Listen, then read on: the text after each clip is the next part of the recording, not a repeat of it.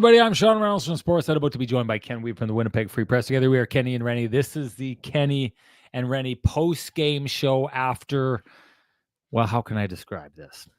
You know, before I describe it, maybe what I should do is I should come clean. After a long time on this show, I'm going to come clean about something. There's something I've said for a long time, and a lot of you folks out there, you didn't believe me. And a lot of you accused me of having a passion behind the scenes that I was hiding, you know, getting excited about something that I maybe wasn't, I don't know, that I shouldn't be doing, that I say I don't do that. Yeah, that's not how it works. That's not who I am. You know what I mean? And I probably should just come clean about this. A lot of people in the chat room, they've been right for all these years. And when I'd come out and I would say, I don't like to tell people how to fan, it's simply not true. You know, I love it. I love telling people how to fan. I love it. It's maybe my favorite thing in the entire world. You know, it's probably why I hatched the idea for this podcast. Yeah, you know, Ken and I could do some stuff and we could talk some hockey, but deep at the heart of it, I sat up one night scheming and I thought, how can I get a platform where I can tell people how to properly fan? And this is it. That's what K&R is. It's a vehicle for my self-grandiosity. That's what it is. And for me to tell you how you should be handling moments like this. And that's why just games after, I came out and borderline mocked people for referring to that win against the Vegas Golden Knights as a statement game. I'm going to say it. This is a statement game. It is unequivocally a statement game. And it's a statement because it says something, right? That's what you're saying. A statement game goes out and it says something to the world. This is what it says. And a statement is usually a pretty obvious thing. Now, I thought that it was rich to call it a statement game against the Vegas Golden Knights. And I still think that because they had just lost pretty handily the game before to the LA Kings. When they did beat the Vegas Golden Knights, they did so for the first time in 9 tries. And then they went out and they lost the next night after that. And to me, that just looks like, if you look back, no one is looking at that schedule and seeing the Jets win a game, their first of 9 against the Vegas Golden Knights, sandwiched in between 2 losses. And we're like, boy, what a statement was made there. That's a statement that you saw tonight. That is unequivocally a statement that obviously and out loud says, listen, the Dallas Stars are the one team right now that can catch us in the standings in the Western Conference. They've got one crack at this. And even if they do that, then they have to get 2 points more than us in our next couple of games here.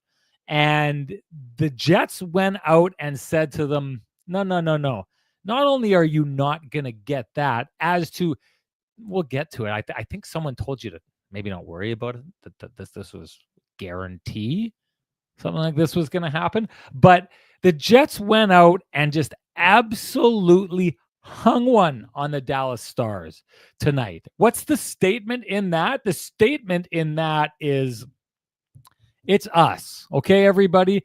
This is us. We are your Western Conference champs. These guys, you may look and see that they finished second behind us in the Western Conference standings.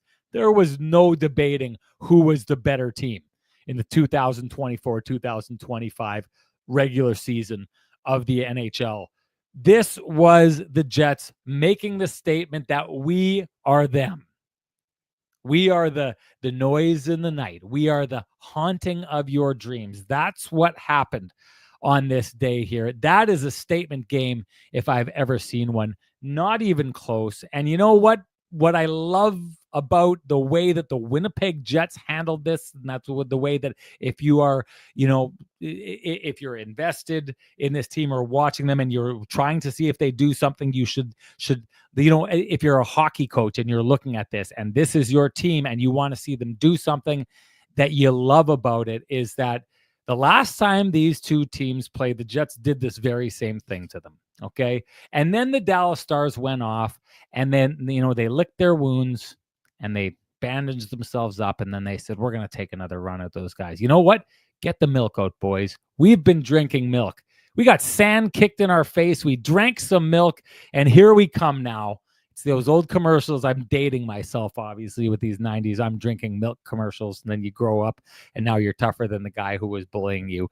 And they drank their milk, and they came back, and the Winnipeg Jets said, cute. It's cute that you thought that you were going to close a 10-point gap and come back and catch the Winnipeg Jets. It was never happening. The Renny guarantee told you it was never happening. I could not believe the consternation that was happening. All the stress you've been feeling out there, folks. All the sleepless nights, all the tossing and turning that you've been doing. Just listen, when the Renny guarantee is dropped, it's a guarantee. Okay? Save yourself in the future. Listen to KNR. We will set you up. I told you this was happening. You can book it now. Renny guarantee the Winnipeg Jets will be the President's Trophy champions. You can hang that. Hey, grab that banner, hang it on your wall right now. Make a piece of paper out of it. Do an art project for yourselves over the weekend. Get a President's Trophy banner, write the name of the Winnipeg Jets on it, hang it in your trophy room, and there you go, because that's where this is heading. Just the greatest regular season in Winnipeg Jets history, and all kinds of signs to expect that the game that they are playing right now, you will fully expect them to carry into the playoffs. That's my take on this whole thing. Time to bring in the man with the best music in the business for his take on the whole thing. Here comes Kenny, folks.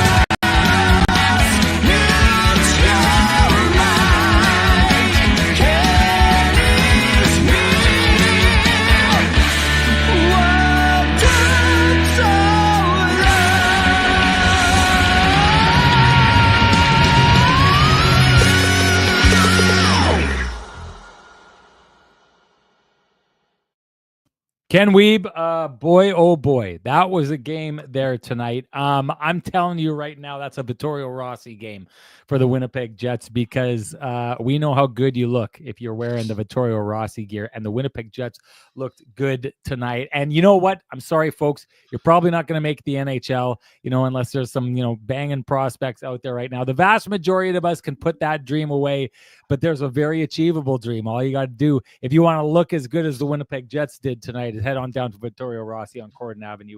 Walk in, loudly proclaim Kenny and Renny sent you. Ask for Frankie and the boys, and they will have you looking like the kind of team that can just spank a team that was supposed to give them a challenge, which did not happen tonight for the Dallas Stars. Ken, why did that game turn out the way that it did? Well, it looked like one team was just a little bit more diligent when it came to the details. Not a lot of open ice in that first period. I thought the Stars were pretty sound. They had an edge in terms of high danger chances, but the Jets just did not, they did not stray, right? They did not stray from their structure, is what I saw.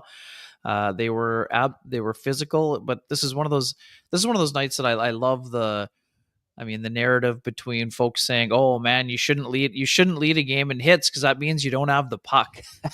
This is one of those games that upsets the apple cart in terms of that theory and narrative, right? So, of course, you don't want to be chasing people around and hitting them there, but if it comes to a one-on-one battle and you're winning those battles because you are winning the physical confrontation and knocking people off the puck, that is a good thing in hockey, and anyone who's played hockey knows that. So anyways, this is not taking shots at any type of community here. I just think that this is one of those games where the games are about to get more physical, and one of the things about the Jets, they've had their, one of the challenges they've had in the playoffs is facing teams that are physical and strong, and sometimes stronger than them. This is one of those games that shows the Jets can get down into a street fight type of scenario, and then their skilled players can be opportunistic when it happens, right? This is a situation where it had been a pretty quiet game in a lot of fronts for the Jets top line.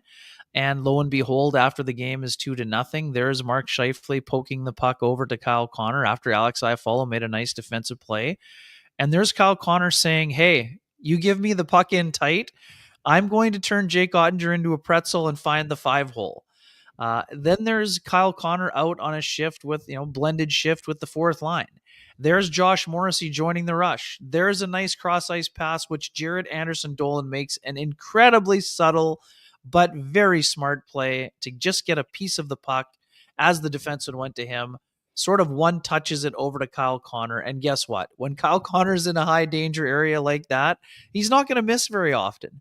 So to me, Sean, this was just, this was a full-on beatdown, right? I mean, this was an absolute beatdown by the Jets on the Stars. Not to say the Stars folded or whatever else, but the Jets were up for it and they won the game, just like they did on the two other occasions when they were being challenged by the Stars. I think one of the times it went from 6 points to 10 points, and the other time I can't remember. I think it went from could have been 4 and it ended up being 8, right? So that's what they've done. This is just chalk up another check mark in a game where, I mean, what did you ask Adam Lowry before the team left, Sean? What did you ask him about getting the game? Just about the idea of this team and their ability to elevate when they've needed it most. Right. And then this is it in a nutshell. We're going to show you our template, and if you can stop us, go ahead and try, right? I mean, this is, again, not to say the Jets are on a runaway train and, the road to 16 wins is paved in whatever you want to pave it with. It is pothole season after all, but this is an example of why the Jets are a legitimate contender. And for all the folks, freaking out and saying, "Oh, it's how can it be different? The Jets have shown us what they are." This is what they've done to get themselves ready to do it, right? This is what they've been able to do. When they lay out the template, they can have success against each and every team in the NHL. Does that mean they can beat each of those teams 4 times in a series? That's up to them now. Whether that's going to be St. Louis or Minnesota in the first round, we'll see. But as you mentioned, your Sean Reynolds guarantee is looking pretty solid. But they do have to get one more point. And for those folks that cracking champagne already thinking the division title was clinched today, there is one scenario, however unlikely that it is, if the Jets lose the last 3 games in regulation, which would be unlikely, and the Stars win their next 3 in regulation after dropping 4 in a row and 0-2-2, they would have 44 regulation regulation wins compared to the Jets 43, which would give them the first tiebreaker. Well, I didn't know. I'm retracting the Renny guarantee. I'm not saying you should retract. I'm just telling the people who thought it was clinched today. That's too much. I agree. The guarantee is still viable, Sean. I'm not questioning the guarantee. I'm starting to get a little nervous, Ken. The reason it's not people sending me stuff on the old Twitter machine is that it's not officially official. So the Renny guarantee only goes so far. On our program, it goes very far, Sean, but there's not the double X or the Z or whatever letter that they put beside the winner of the division. That has to wait until at least Saturday. And yeah, I mean, here you go. You're going to be on the scene for a game. The mighty Blackhawks just won 5-2 tonight. So the Jets will have another Central Division battle. Yes, we know it's been a tough year for Chicago, but I would expect them to be pretty hungry to get that next check mark on the list. And if they do that, they can also clinch the Western Conference as well. So, I mean, they've certainly positioned themselves pretty well. And Jeff Kabili's is right. We should get some Renny guarantee. The next round of T-shirts is going to look good. The Renny guarantee T-shirts have been printed, and Renny is sweating bullets. Well, I'm not sure he's sweating. Jeff, if that's sweating bullets, I don't think so. I'll say this. I was talking earlier about how I just came clean and told the audience, Ken, how much I actually. I was listening. Yes, I was listening. But I like your intensity, by the way. I would like if you this is Renny approved fandom right here. Ryan Wakshinsky on Twitter had said earlier after they won the game, "In Renny we trust." I don't know if you saw it. I was on with Huss on Winnipeg Sports Talk, and I talked about like the Winnipeg, the I'm always Renny watching guarantee, and Red light's Whoa. always on, Listen, buddy. Red we light's just always finished talking in the last podcast about how you stayed in my room, and now you're bringing out creepy lines like you're always watching me when we stay in the same hotel room together sometime. We can't be. We like to pull back the curtain for the audience, but we can't be pulling it back on every scenario. I'll say this though, Ryan Wakshinsky saying, in Renny we trust, because he knows I've been out there saying people need to calm down. I said it on CBC News or CBC Radio earlier today.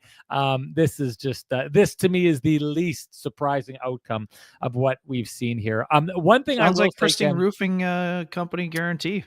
Wake up call. Wake up call to all the people who aren't believing you. I've got a couple. Since you brought that up, I'm going to go, good. And they should. Maybe this will be the Pristine Roofing call. Yeah, sure. We can make it part that, the Pristine Roofing wake up call, that when Renny says this kind of stuff. I mean, I don't know how many examples you need of me saying to you, like, the numbers don't add up for it to go in that direction. But I needed to add one more thing here, because Jets #1 fan says, do we want the Blues or Wild?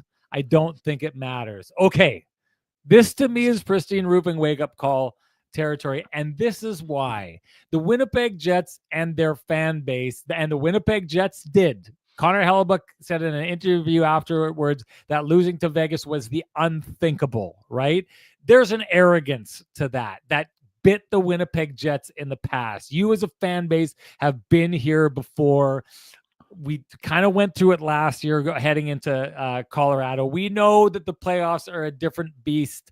Maybe, and on the theme of me telling people how to fan, maybe park the arrogance when it comes to the playoffs and the Winnipeg Jets and the things that have happened to the Jets in the past. Do we want the Blues or Wild? I don't think it matters.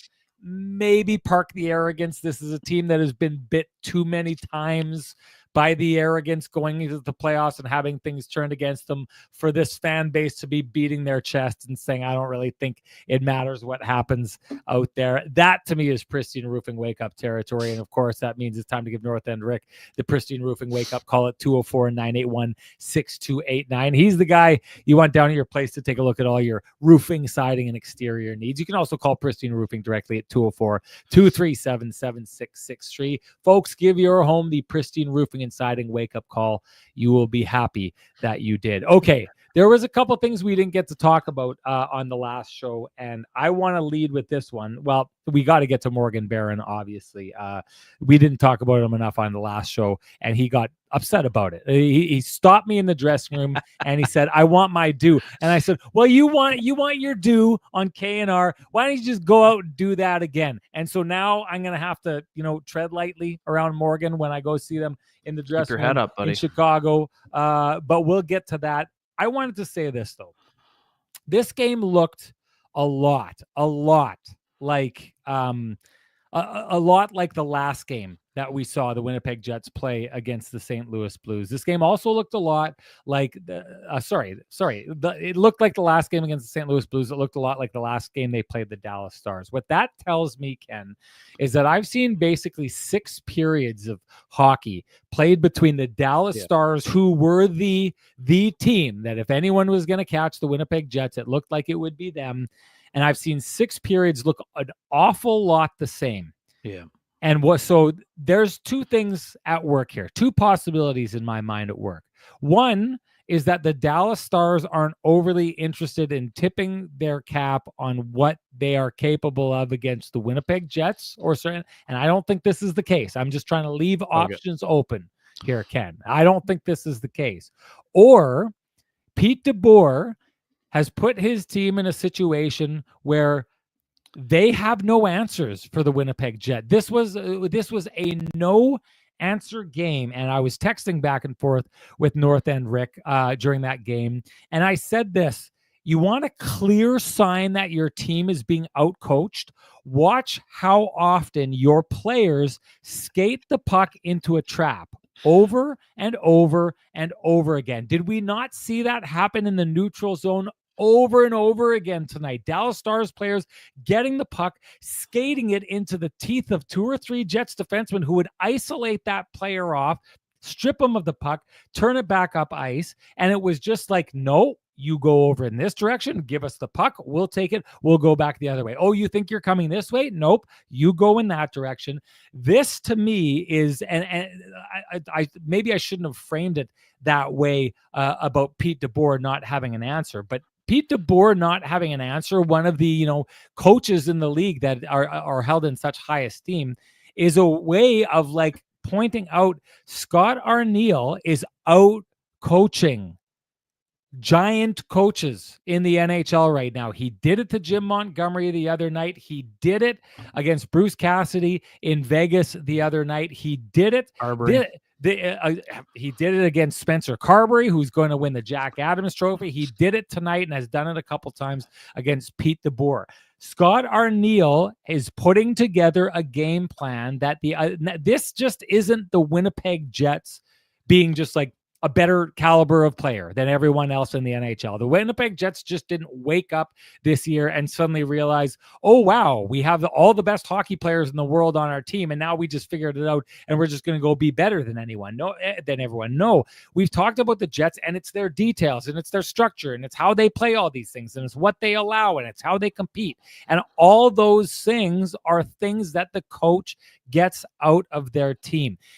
Jets had a game plan tonight. They executed it. The first period looked like the second period, looked like the third period, which looked like the first, second, and third of a lot of games we've seen lately. And right now, there's very few teams in the NHL that seem to have an answer for what Scott Arniel is sending his team out there to do. And I thought we have not given enough credit to Scott Arniel and not talked about him enough in this space and on this show for what is happening, because right now what we are seeing is a Jets team with a superior game plan, superior execution, superior effort, all the things that makes teams not good, but a team. The Winnipeg Jets are the best team in the NHL this year so far. They've showed it time and time again against a lot of the other really great teams. And that's because Scott Arniel right now has them completely bought in, completely confident in what they're doing. And why would you not be with a system that is dismantling good teams the way that the Jets system is right now? Yeah, I mean, we go through stages where, I mean, again, like sometimes the coach gets more credit than he deserves, maybe sometimes too much blame. But yeah, I mean, Scott Arniel and his staff are doing a fantastic job. There's no disputing that. This is a team that when Scott Arniel arrived as an associate coach, 3 years ago under Rick Bowness, the Jets were not only not average defensively, it was their biggest weakness in terms of team defense. They just put up their 10th shutout of the season, Sean. 10 shutouts. And yes, Connor Hellebuyck has a lot to do with that. He has 8 of those 10 shutouts. But their ability to play with a structure that should allow them to have a lengthy run is impressive. And yes, it's a two-way street. You need buy-in. As a coach, you have to have buy-in. And if you don't have buy-in, you will not succeed. So the fact that Scott Arniel has encouraged that buy-in and has pulled it out of this group is incredibly impressive. I think their construction of their roster has changed. They're a little bit more playoff ready than when Scott Arniel arrived with Rick Bowness. But yeah, I mean, I think that credit where credit is due. I think that, yes, I understand that Spencer Carberry's had to take his team further, from the seed 16 to seed number 2. And that's probably, like you said, that's probably going to get him the edge in the Jack Adams. But I think that's discounting what the impact Scott Arniel and his staff have had. And Sean, one of the biggest things we know about Scott Arniel when he got the job, it was important for him to hire really good assistants, because when you're getting your second chance and first chance in over a decade at getting it right the second time, you need assistant coaches you can trust and assistant coaches that can do the job. Now, he had a couple good coaches on the staff already, goalie coach Wade Flaherty and Marty Johnston, video coaches with Matt Prefontaine and James Cochran. But he went out and hired 2 really smart assistants, Davis Payne and Dean Chenoweth. That's smart coaching. Hiring people that you're not looking over your shoulder or worried about them stabbing you in the back and trying to take your job, that's smart coaching. And you needed to do that if you were Scott Arniel, and he deserves credit for getting it right in terms of his hirings. But yeah, Scott has done a fantastic job. And Sean, this is check the receipts territory. Like, if you went on and listened to us when we talked about Scott Arniel getting hired, when a lot of folks were worried this was just a true north familiarity hire, that's not the case. I mean, that take is not aging well for those folks.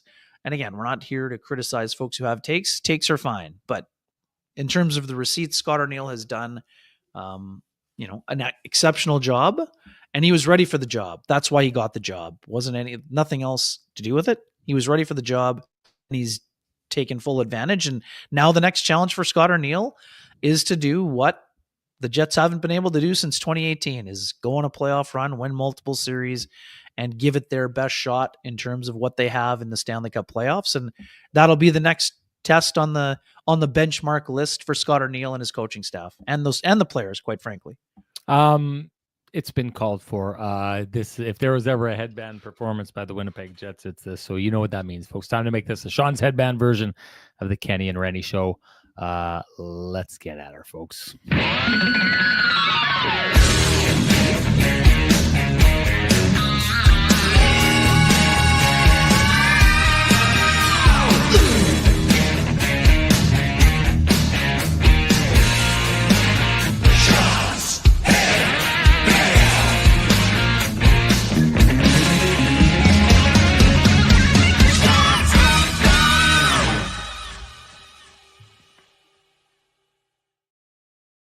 Boy, oh boy, has of all the, we're talking about the coaching and some of the things that they've done here. The move of Morgan Barron, who ultra humanites, as we are witnessing Barron level up. Man, is he ever, it's one of many things, like getting individual performances that contribute to the overall, right, is not necessarily easy to do. I've said this in the past. It seemed like there was a lot of years there the Jets would be getting, individually great performances by a lot of different players under Paul Maurice, but it wasn't adding up to a better team. This year you're getting, what happened with Cole Perfetti, or you're taking a look at what's happened with Gabe Velarde, those kind of things. Team, players leveling up. Dylan Sandberg this year, they're all leveling up and they're starting to pop, but they're doing so in a way that contributes to the team. Ultra humanite, just, pointing out what we're all seeing and what we're going to talk about next, that we are witnessing Barron level up. But boy, oh boy, you have to point out how much it has paid off for the way that the Winnipeg Jets coaching staff and Scott Arniel has taken these players and given them opportunities to go and reach the next level. I mean, Dylan Sandberg is given an opportunity to move up the lineup. He pays off in a huge way. Morgan Barron moving to center, that is paying off in a way that I don't know that I was expecting to see this. I don't know how many other people were. I want to give credit where it's due. Paulie on the radio has been talking for a long time, Paul Edmonds, about Morgan Barron and thinking he needs more of an opportunity. And here he is absolutely crushing it. But no doubt it's paid off moving him there. And if you're looking to pay off high interest credit cards or debt, we suggest you go talk to our friends at Cambridge Credit Union about their payoff loan. They can show you how taking out a loan to pay off your debt actually gets you debt-free faster, and you can save thousands of dollars. Go to cambrian.mb.ca to book an appointment online. Ken, he picked the same spot. Power move to get to the net. It's not the exact same goal, but it's pretty darn close. Both done with unbelievable calm and that kind of, you just can't stop me from getting their attitude. Outside of the goal, and you can wax poetic about the goal. You should wax poetic about the goal. But what did you see from Morgan Barron on this night that reminded you of Morgan Barron the other night and other nights in general?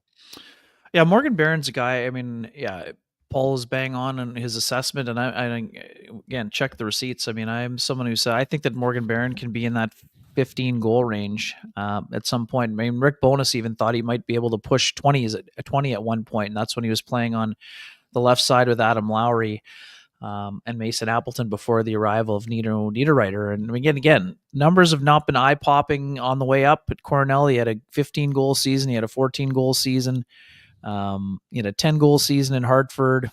With his combined totals with the Moose and Hartford the year he got traded to Winnipeg, 10 goals, You know, he had 8 in his first full season with the Jets, 11 last year. Now he's up to 8. But to me, Morgan Barron, I love the way that he plays. It's not just, the upside, but it's that power forward type of game. He has speed. He's got some nice hands on him. He's very smart. He's responsible. He wins board battles. He's the kind of guy he's versatile now. Use him on the wing, use him at center. I think he's playing with even more confidence down the middle, Sean. And that's a massive development for the Jets. But again, right now, yes, 4C is the best place for him, but I think this is a guy who can take on more. I think down the road, he can be on, a regular line mate of Adam Lowry's again at some point. Again, I understand some people in our free press mailbag and also in the chat room have said, oh, here's the second line center. Well, again, I'm not saying he can't do it, but I'm not saying I would say let's pump the brakes a little bit. I don't think it's a style fit. Yeah. Yeah. I just think that the Morgan is more of a grinding player that has hands. So, and he's not going to usurp Adam Lowry at this stage of his career. I think he'd be a good line mate for Lowry at some point, but right now he's in a perfect spot. And I've said this before, and I'm going to say it again. As similar as the goals were, the Jets missed Morgan Barron in that series with Colorado. I mean, he is a big body that gets to the net and does a lot of things well. So not having him was a big loss for the Jets last year, and having him healthy down the stretch has been a big development. Again, I'm just going to transition here because the way the fourth line's playing is exceptional. Brandon Tanev, another really noticeable game. And once again, Jared Anderson-Dolan just showing Scott Arniel and the coaching staff, not only do I want to be here and show you that I could be a depth option for you, I might be your best option to fill out the fourth line, whether Rasmus Kupari is healthy or not. Now, again, I'm not saying that Jared Anderson-Dolan is going to be ahead of Alex Iafallo when Gabe Vilardi's back. I'm not saying that. But right now, of the healthy players that are available, Anderson-Dolan has earned his spot on the fourth line. And again, I'm not saying he's guaranteed to be in the lineup every night. Not at all. But he has shown exactly what Scott Arniel wanted from him. Energizer bunny out there, physical, finishes every single check, Sean. Gets to the net, smart player, in the proper position, can kill penalties. He's not a big guy, but he plays big. He plays a big and energetic game, and that's why he deserves to be in there right now. And again, I love a lot of what David Gustafsson brings to the table, but right now, Anderson-Dolan is faster and more physical, which is why he has the leg up in the competition. Now, for folks worrying about Gabe Vilardi, again, are we certain he's ready for game one? No, but the fact that Scott Arniel mentioned openly the other day that he's about to be back on the ice, I would say it's an encouraging sign for Gabe Vilardi to be back, for the first round of the playoffs. Whether that's for game one or not, we'll see in the next week or so. But I don't think it's a long-term concern for the Winnipeg Jets personally. And sorry to veer off on the side of the road here and do some off-roading, Sean, but I just thought Anderson-Dolan was also excellent. And Tanev also showing what he can do. And also, too, shameless plug, colleague Mike McIntyre caught up with Jared Anderson-Dolan and has a great story in the Winnipeg Free Press that is online right now. So check it out, folks. You just touched on the idea that the Winnipeg Jets have how many guys that okay, so remember a couple of years ago when the Vegas Golden Knights won the cup and they had a defenseman go down. I think it was Zach Whitecloud went down, and it was, I believe, Nick Hague who came into the lineup. Now this happened after they knocked off the Jets, or maybe it did, I thought it happened in the Oilers series in the second round. I can't quite remember. And then you could see there were targeted efforts to go after the number 6 defenseman who came in and turned out to be, one of the best defensive defensemen in that series, right? And when you've got that kind of depth, what Ken just went over was a whole bunch of names that we know if you plug into the lineup. I mean, we can debate, whether, Anderson-Dolan or the Gus Bus or Rasmus Kupari or whoever is going to go into those spots there. And the one thing that unequivocally as Jets fans is there's not a drop-off there, right? There's still going to be a grinding fourth line that's going to be fast and in your face and chip in with the goal here or there. Regardless, they are going to meet what I talked about at the beginning of this show, that blueprint, that effort, that coaching style. That is what makes the Winnipeg Jets so good. So when you've got a system and a team that can execute that system. Like, it's actually pretty surprising, Ken, how often in the NHL, and we've talked about this before, you could see it with the Winnipeg Jets when their back end got kind of torn apart after 2019, that they were trying to play a style that they weren't capable of playing anymore because they didn't have the right personnel to play that style, right? The Winnipeg Jets, and sorry, before I move back to make the point about the Jets, but that summarizes a lot of teams in the NHL every year, that they've got a style that they're trying to execute, but they just do not quite have the personnel to do that. The Winnipeg Jets, like, this is a plan, right? If you talk about when they started embarking on this, Rick Bowness came in here. Part of that was Scott Arniel coming in here. And one of the things that they did was they identified the kind of team they wanted to be. And he's not here right now, but he's another guy that you could bring in and put up with the Winnipeg Jets, and he could play that role, although I think he's clearly been passed on the depth chart by a lot of people. But AJF, Axel Janssen Fjallby, was an example of a guy who the Jets wanted to come in and play this grinding, fast, straight line, get in your face, interrupt you, try and take the puck off you kind of style, right?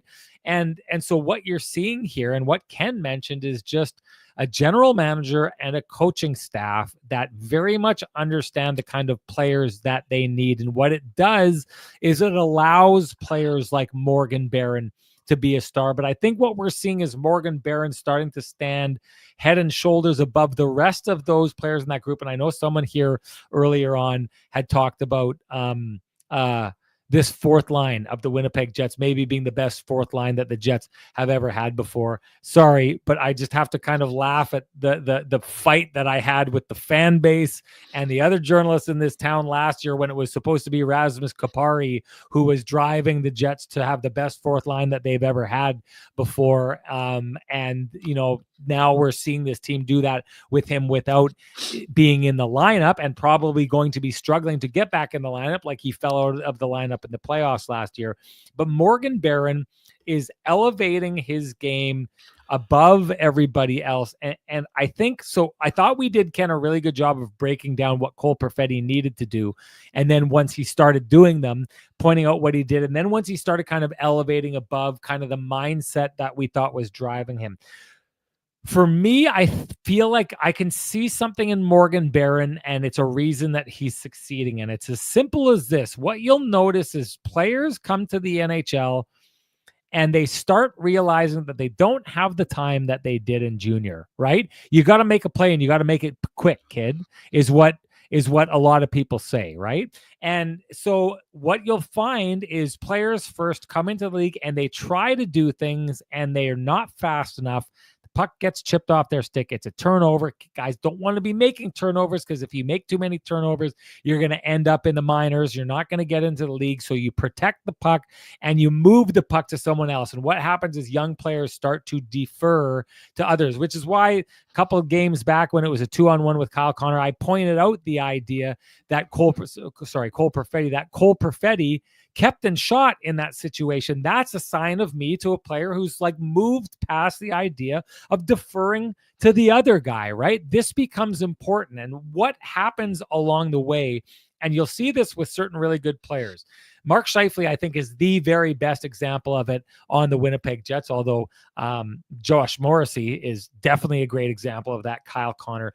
But really good players take that next step when they start realizing that I'm just going to hold on to the puck until someone forces me to move it. And I'm going to have confidence that in that moment, I'm going to know how to move the puck, or at least hold on to the puck until it's the right time to move the puck. But sometimes in that, what ends up happening, Ken, is if no one makes you move the puck and you just kind of methodically push it towards the net, if you can get yourself into a spot to score, that's simple hockey, is just hold on to the puck. Don't let someone take it off you. Take it towards the net and put it in the back of the net. A lot of players made a career off that. Morgan Barron, in the last couple of games, what I'm starting to see from him is Morgan Barron isn't panicking with the puck. I don't think he ever did, but I think Morgan Barron was a guy who was like, I'm going to do the right things, and I'm going to forecheck, and I'm going to do this. I'm going to get the puck. I'm going to get control of it, and then I'm going to get it over to someone else who can go handle that puck. Morgan Barron is starting to reach that part of his career where he's saying, yeah, I don't have to give this puck away right now. And you know what? See that guy coming to forecheck me? I don't think he can take it off me. And actually, I think that guy's not taking the right angle, and I think I can get past him. And if I get past him, now I'm bearing in down on the goaltender. And once I get in, now what you start to see, there's a lot of guys with great hands in the NHL. Ken, we all used to look at Anthony Peluso in practice and be like, my God, this guy's got great hands.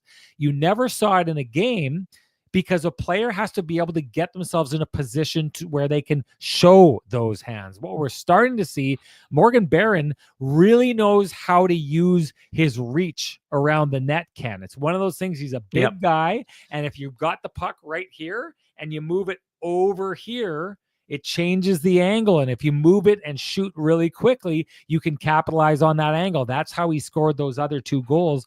But to me, we talked about Cole Perfetti's confidence and that taking him to the next level. I think Morgan Barron is starting to reach that confidence level where he's realizing, you know what, it's okay for me to hold on to the puck. And if I turn it over, I think I can fight the guy and I'm going to get in a good position and my guys are going to have me either way. But what we saw in the last 2 games from Morgan Barron, who's playing at center now and who is driving, is he's realized he is a load to handle, and sometimes guys just can't handle it. And that means he gets past that guy. Now he's got an opportunity, and now he's scored 2 huge goals in 2 huge games against teams that are not easy to score on. And I think what he's realizing is he can be the kind of player who can make a difference in big games, as he's done in the last 2. Yeah, bang on. And those are the kind of guys you need in playoffs. You need secondary scoring. You need a late overtime goal or a game winner or whatever else from those fourth line guys. And Barron had 3 shots on net today in 12-29. He was 50% in the faceoff dot again, doing a nice job there. He's doing an excellent job as a penalty killer. He has a big body, plays a hefty game, and he's hard to play against. And that fourth line right now, again, for the folks that are saying this is the best fourth line the Jets have ever had, I mean, like, recency bias, I think, is a thing here.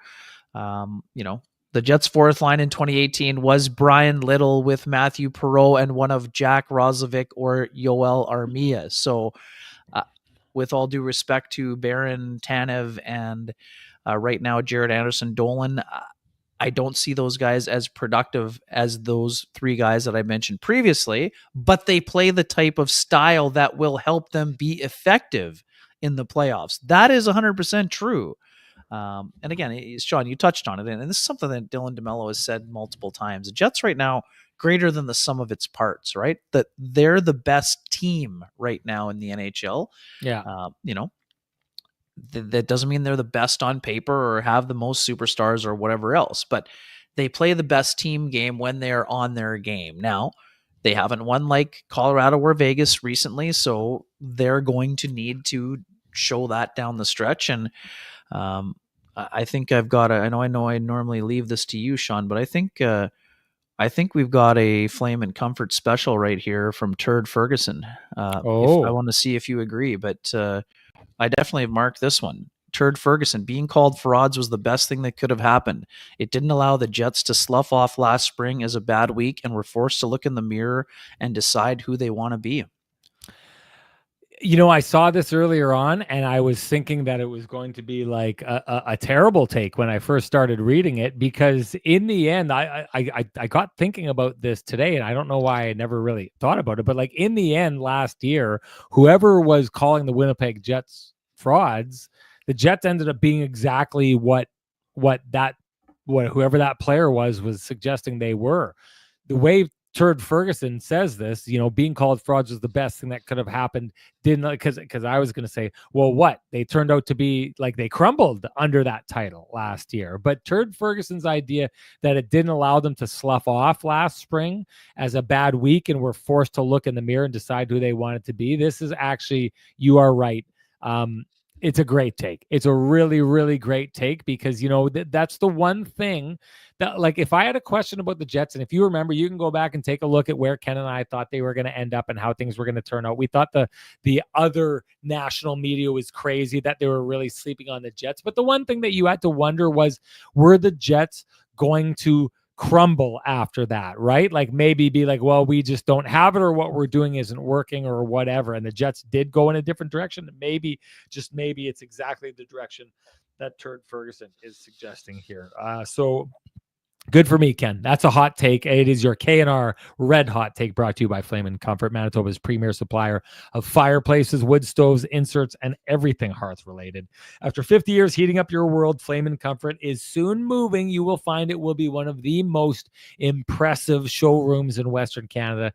Folks, you don't need your hot takes to keep that warm feeling inside. Visit Flame and Comfort, and that is a banger of a hot take right there, I have to say.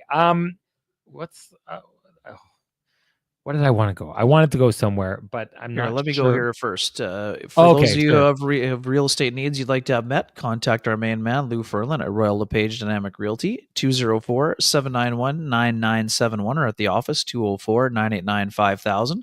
His email is lou@louferlin.ca. That's LOU@LOUFURLAN.ca. Lou Ferlin, excellent realtor, excellent human being, and excellent supporter of the community, including our podcast. Okay, I wanted to go here, and I wanted to just dig into the details of what I think the Winnipeg Jets do, because we're gonna go, or maybe I should save that when it's time for the keg save of the game, because I wanted to. So let's stay away from that, and let's just, before we go, did you want to talk about the Ehlers situation at all, or I don't know that we need to. I mean, just quickly, Ehlers and Pionk back in the lineup. Certainly, I think that was beneficial for the Jets on a number of fronts. Obviously, Pionk hadn't played, and this was his first game in 13 after missing 12 with that lower body injury. And just quick shout out to him as the chapter chair of the Professional Hockey Writers Association. Neil Pionk, for those who didn't see it, is the Bill Masterton Memorial Trophy nominee for the Winnipeg Jets, one of 32 candidates, for his perseverance, dedication to hockey and sportsmanship. Obviously we know Neil went through a tough thing last year, losing his best friend in that horrific skate cut accident that cost Adam Johnson his life overseas. But Neil's having an incredible season. Thought he looked solid on the back end and was sort of used the way we expected. Shen with 19 plus minutes, Pionk with 19 plus, and because the score was a little bit lopsided, Josh Morrissey's minutes were in the 23 plus. So I thought he'd be closer to 26, but because the game was a little bit wider score, it allowed the Jets to kind of ease off the pedal when it came to Morrissey, who was absolutely dynamite again today. Sean, a couple of assists, and he's here, he's there, he's everywhere, he's omnipresent, as Paul Edmonds likes to say. I thought he was excellent in the game. And as far as Ehlers goes, interesting. I know it's a combination, right? A lot of people like him standing up for himself. In that scenario with Sam Steele, the other people think, oh man, they're holding their breath, just back from injury. What if he falls down or hurts himself, or hurts? He's had issues with his shoulder going into the playoffs before. But again, Scott O'Neill said it was fine. He likes the way that Nikolai, I think that's the 8th fight of his career. Not afraid to throw down when necessary, and good on him. You're not going to change who he is. That's who he is. He's a feisty guy, and good on him. He wants to show that he's not going to get pushed around. Didn't back down. He survived, and that was that. Yeah, it's interesting how often, and I get it, because I think that do you remember the year Connor McDavid was going into his draft year, and he got into a fight and he broke his hand around Christmas time. Now, he'd done enough to know everyone knew he was going to go first overall. But I do remember at that time there being a real thinking, well, there's risk.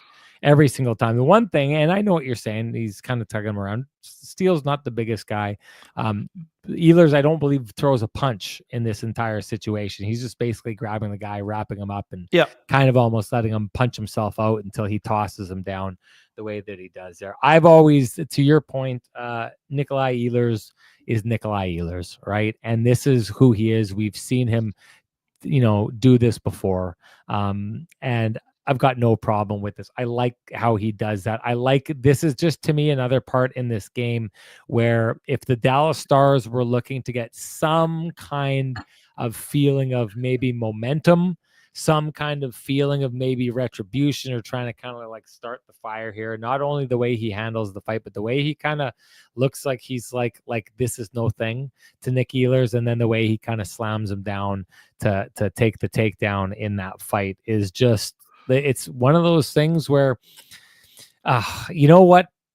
Mind games work, okay? People sometimes don't think that these things are important, but the one thing that I think the Winnipeg Jets, now someone said, I don't think it matters when it comes to who they're going to play, the Blues or the Wild. Again, I don't like the arrogance of that. I think if there's a fan base that should have learned from that arrogance, it's the Winnipeg Jets fan base. But that doesn't mean that I'm not willing to say I think the Jets would be a better match to go up against Minnesota. One of the reasons why is over the years when the Jets have got in these situations where they've kind of been like, the two schoolyard bullies bump into each other, the Jets have just owned Minnesota over and over and over again. And if you remember that video of Adam Lowry coming off the ice after he gets in a fight with Reeves, when Reeves is still with Minnesota, I just thought that mindset of how the Winnipeg Jets played the Minnesota Wild and kind of like bullied them on the scoreboard. And then when Minnesota tried to respond in the trenches, the Jets bullied them in the trenches. This to me is the kind of little thing that has the ability to just make the Dallas Stars feel like we can't win.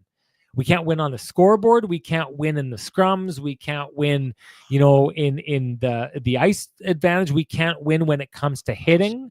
This is just another one of those things where you can lose a hockey game and feel like you won some areas of it, and now all you need to do is win a few more areas. Nikolai Ehlers just in the middle of a game where the Jets gave the Dallas Stars L after L after L, handed them another L in this situation. And I think it's the kind of thing that can play into a team's mind. I think the way the Jets ended the season against the Dallas Stars here is the kind of way that you can maybe get in a team's head should you end up playing them in the second round. Now, that said, the Winnipeg Jets did something very similar to the Colorado Avalanche last year, right before the end of the season. We all know how that turned out, so maybe this is absolutely nothing. I think it's something. Ken, time to get to the keg save of the game. What do you got? Yeah, I think it's funny. I love the save off Robertson late in the first, in the waning seconds. A little bit of a windmill special. It looked like it kind of changed direction, and that's why it looked, Kevin Sawyer called it a hockey card save. But I actually like the save at the start of the second period on the power play a little bit more, actually. That was a sneaky stop. It was one off Rope Henson. It didn't look like much because this was a vintage big and boring for Hellebuyck. But he was deep in his net, deep in his crease. Nice pass to the slot to Henson. Just a vintage Hellebuyck special. And as he picked up his 8th shutout of the season, I thought that was sort of emblematic of sort of the effort as a whole. But I mean, there were more highlight reel specials, including the Robertson one, and there were a couple later on. But I like the save just for the timing. It was a ridiculously called penalty of slashing on Nikolai Ehlers, as you just talked about. Lyubushkin barely had his stick in his hand. It wasn't even a love tap. So again, that save was just important in terms of what it meant in the game itself, and it wasn't much longer before Barron scored the second goal to get the Jets kind of rolling there. So, anyways, going with that one. We talk about the big and boring, but I actually saw a couple saves in which because the Winnipeg Jets only gave up, outside of Ken, which I think was a really good candidate that you gave, that save there, I actually think is the most challenging save that Connor Hellebuyck has to face in that game. The opportunities that went against Connor Hellebuyck tonight, as they do on most nights, were all of the same variety. What they are is a Dallas Stars player will get the puck. He'll usually be on outside of or just on the fringe of that home plate area. And it will be a shot, and it will be a shot from a player. There won't be traffic in front of the net. It will be Connor Hellebuyck against that player. And it's that same kind of shot over and over and over again. A couple times he really moved out and challenged, and it was a little bit opposite of the big and boring. And it was almost, Ken, like he watched Eric Comrie the other night and was like, wait a minute, I kind of like that. There was a couple times that he just got way, way, way out to challenge. Now, you can't do that if you don't feel like you've got the team that's going to take care of whatever happens after you do that. And clearly the Jets have been that team. So I kind of like he had 2 saves like that on this night. To me, what I like about that is this guy who's the best goaltender in the world adding to his toolkit. And I also love the idea of the openness of a goaltender to learn from his backup and be like, that worked. I kind of think I may steal that. It looked like that because I don't remember Connor Hellebuyck making a lot of those saves, but I wanted to point out structure, and the whole point about the kind of shots that Connor Hellebuyck faces are those one-on-one kind of shots from not quite distance, but they're not in tight, and there's definitely not time for those players to do anything. What it does is, the Jets have said this in the past, and while those look like, I know a lot of people talk to me about those being breakdowns, but what they are is they're scenarios that if the Jets are going to give something up, what they are giving up is one kind of way to score. That's it.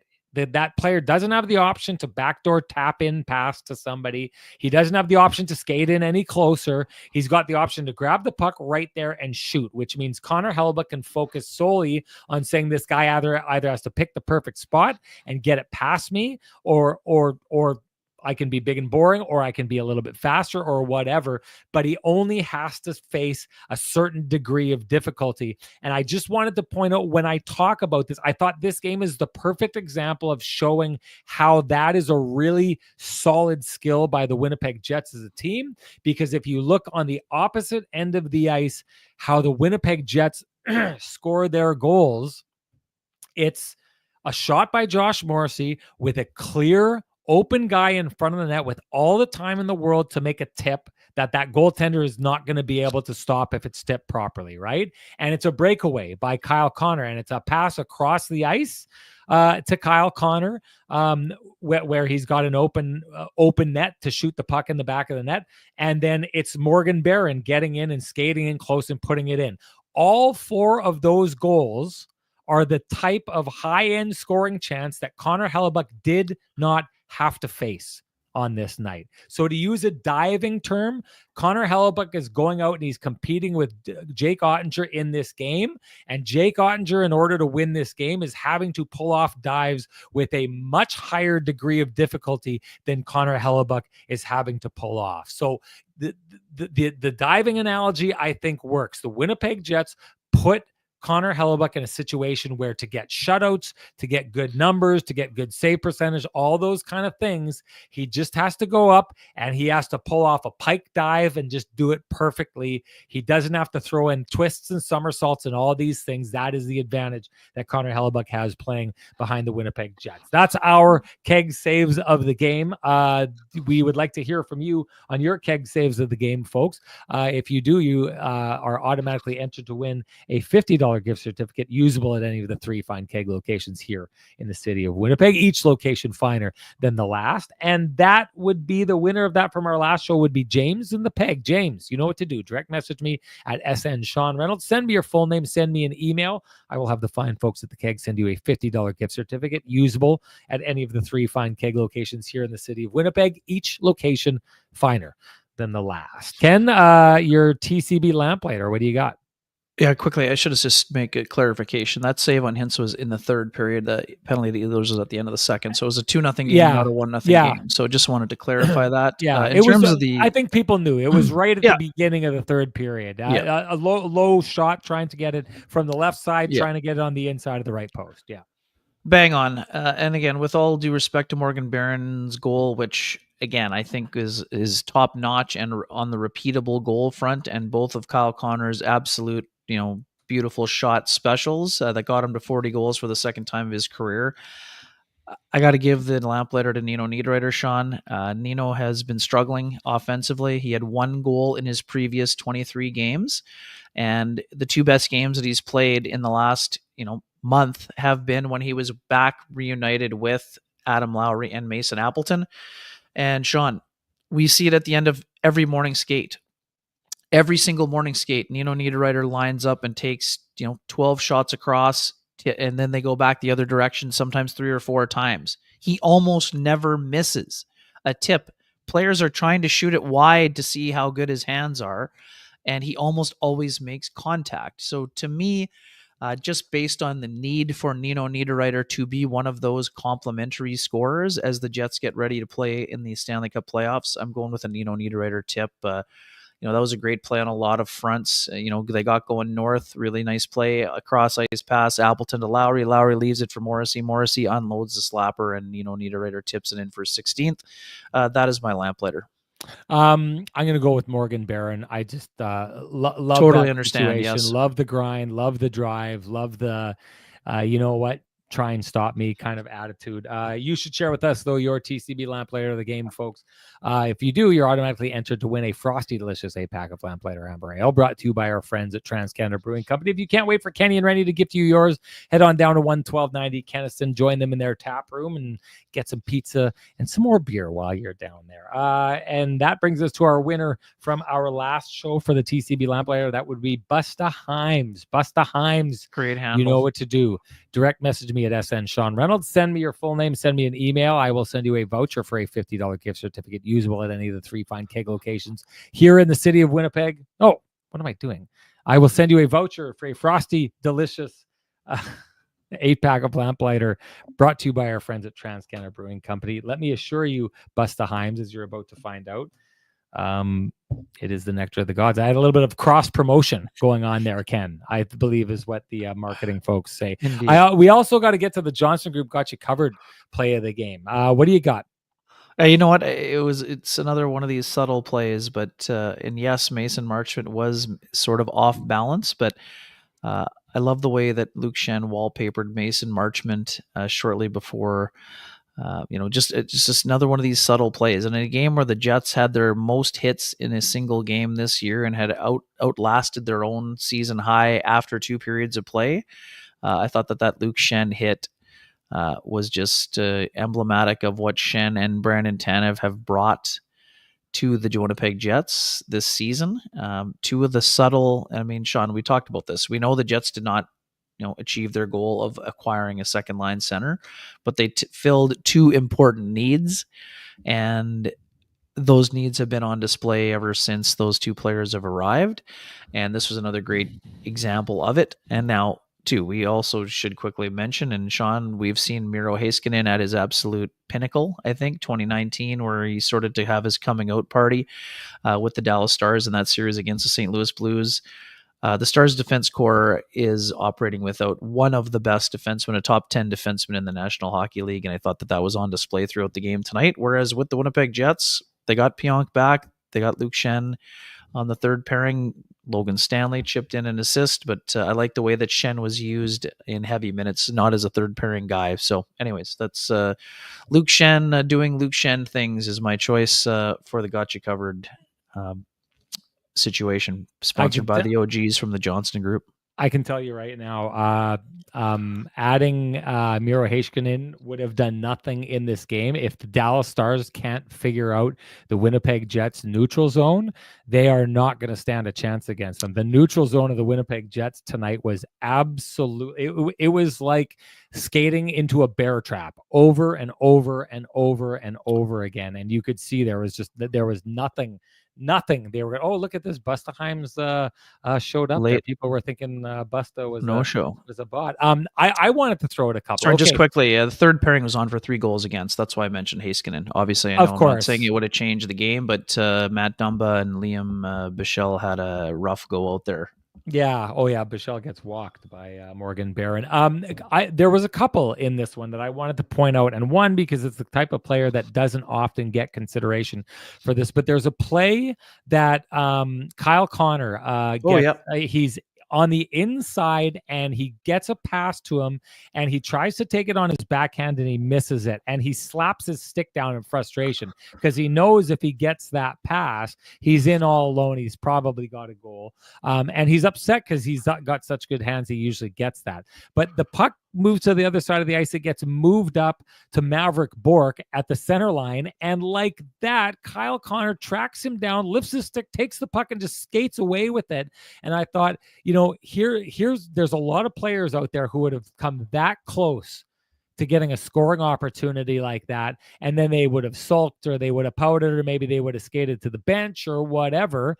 And what does Kyle Connor do? He just goes back to make a not pedestrian, but a grinding, a lot of people would think boring defensive play. And instead what he does is he goes, steals the puck, gets it back to his defenseman, reloads, starts heading back up ice so the Winnipeg Jets can just start applying the pressure all over again. And I think it's plays like that made the Dallas Stars feel hopeless on this night. The Jets made the Stars feel hopeless, and plays like that did that. And another one that was a play like that, with 6 minutes left to go in the game. There's a shot, and I don't know, maybe you'll remember this play, Ken, but Wyatt Johnston is alone in front of the net. Yep. There's a fat rebound. He's right there. He's going to put that puck into the empty net and ruin the shutout at that moment, except his stick gets lifted. It's probably the best chance. It happened bang, bang. So a lot of people may have missed it. It's probably the best chance that the Dallas Stars had on this night.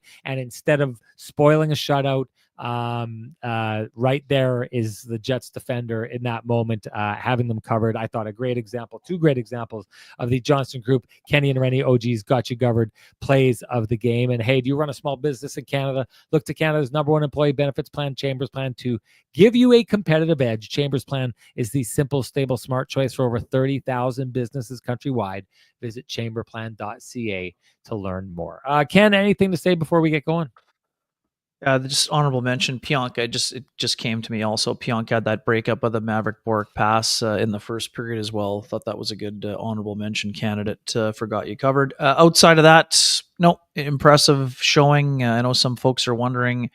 I do not see any circumstance. This is would Connor Hellebuyck like to tie Martin Brodeur and Braden Holtby for most wins in NHL history? Of course. Do I see him starting on back-to-back days with travel in order to try and reach that mark? Absolutely not. This is a team game. Connor Hellebuyck has said countless times, Sean, that the only thing that matters to him is the Stanley Cup. I do not see any scenario where Connor Hellebuyck plays the last 3 games to try to tie that record. I think Comrie will start either Saturday or Sunday. I don't know which one yet. I don't even really care to make a guess, but I just don't. I don't see a scenario where Hellebuyck starts all 3. Do you? No, I don't. He shouldn't. They haven't started him in back-to-backs this year, nor should they. No, so. that it would be like, to me, that's attempting the hockey gods kind of scenario here, and the Jets have been honest towards the hockey gods all season. Oh, there was something that that I wanted to bring in here. Oh God, do I still have this? Okay. I love this comment. Okay. This is Camilo Marquez, who says, I feel so proud about this team. I really believe this might be the year for the city. If they keep playing like this, we can see ourselves celebrating in June, boys. I'll say this. I love the comment about feeling proud about this team, because I think that the Winnipeg Jets have played a brand of hockey that is the kind of brand that you should be proud of, because we've talked about this in the past. Teams that connect with their fan base are often teams that are built in the image of their fan base. And the one thing that I always thought was really interesting was the way that if the Jets would have won in 2018, and I've said this before, I think they should have. I think the Jets were the best team in the NHL at that time, but they were very much they were a bit of a steam train rolling down the trolley tracks. They had those big defenders, but they did have at that time that little bit of that snake charmer thing into me. They were a little bit of they were a sport utility vehicle on the back end, and they were a Ferrari on the front end. Right. And Winnipeg's not a Ferrari town. And so I remembered thinking and having the idea that in my head of like, well, that's ridiculous that teams need to be, built in the image of their fan base. And let's be honest, like I think Winnipeg Jets fans loved that team. But I will say this for what it's worth. This team, I think, is very representative of Winnipeg, a city that goes about things methodically and in a hardworking manner. And I take a look and I can see how someone like Camilo says that he feels proud about this team. I think a lot of people feel proud about this team. I know that, I come from a place where I've said this before. It's one of the reasons why I value repeatable goals. I value those kind of effort-based kind of things. The values or the things that I've grown up valuing in hockey and hockey players and teams is teams that just kind of do the right thing and grind and just put on that effort, and they don't take for granted the things that they do. And I've said this time and time again, and I know that someone touched on, my comment always about the hockey gods loving the Winnipeg Jets, and someone had suggested they'd sent the hockey gods down to Dallas for whatever happened against them with the Vancouver Canucks when they allowed those 4 straight goals to end up losing that game. But when I say that comment about the hockey gods loving the Winnipeg Jets and the Jets earning it, to me, I think that that's high praise. And I think it's a reason why people are so proud of this team, because you get to watch a team doing the right things over and over and over again and representing you well over and over and over again. And I think what that means is no matter how this season turns out, I think people are going to walk away and be really, really, really proud of the Winnipeg Jets, and they should be for what they've done. And like I said, Renny guarantee there's hardware that they're going to hang in the rafters in the form of the President's Trophy banner as a result of this. And that's something people will be able to remember. And people who watch this team will say years from now, Ken, when we are old men sitting together talking into the non-existent camera, senile old men doing our version of Kenny and Renny in the old folks' home. What we will remember is when we talk about this season and that banner that they're going to put in the rafters and the trophy that they're going to win, they won it because of a grinding, honest style of game that is something that a city can be proud of. Camilo absolutely nails this. Anything else? Oh, you got something to say? Zach Naring in Western Michigan off to the Frozen Four championship after defeating Denver 3-2 in overtime today. Garrett Brown, another Jets prospect on the back end, playing for Denver in that one. And also too, just quick shout out to Chaz Lucius. Tough news for Chaz this week, having to retire at such a young age. After coming down with EDS, just wasn't able to stay healthy, and his body kind of didn't allow him to do what he could do. I had a chance to watch him at UND. I've told the story often when he was at the University of Michigan as a freshman. I played on a line with Matthew Nyes, Sean, and we know what Matthew Nyes is doing these days for the Toronto Maple Leafs. And Matthew was a huge fan of Chaz. Spoke with him his first full season in the NHL in Toronto during a Jets road trip. Chaz was a guy who the puck followed him around. He just was so smart, but he just was never able to get through a full season here. And he's decided to hang him up. And tough news for the Jets first rounder, but a guy who's going to, put himself, he said he wanted to be an advocate, speaking out about the disease and helping folks deal with it. And I think he's going to be, successful in whatever the next chapter brings for him. I think so too. That's a gut punch. Boy, oh boy, I can tell you this: when you've committed your entire life to doing what he's done, and it gets taken away from you like that, that is something that is heartbreaking and will take years to move past from. Wishing that young man all the best. Okay, that's it for us, Ken. Great job tonight. Great job by the chat room. 590 people, an hour and 15 minutes into it. Oh, it was almost 700 for a while. It was pumping. Yeah, good job, folks. You're all ridiculous, and we love it. We love your ridiculousness. And if you love being able to be ridiculous in this space like you are, we would sure appreciate it if you would show that love to our sponsors who fight to keep the conversation going in this space. For us, that's Vittorio Rossi, Cambrian Credit Union, Pristine Roofing, Sweet Lou Ferlin, Flame and Comfort, the Kenny and Renny OGs in the Johnston Group, TransCanada Brewing Company, and of course the Keg. Thank you to all of them. Thank you to you folks for being there. We'll talk to you again on Saturday, where the Winnipeg Jets have an opportunity to clinch first overall in the Western Conference. Is it going to happen? Is it going to happen? It's possible. We'll see you then, folks. Bye-bye.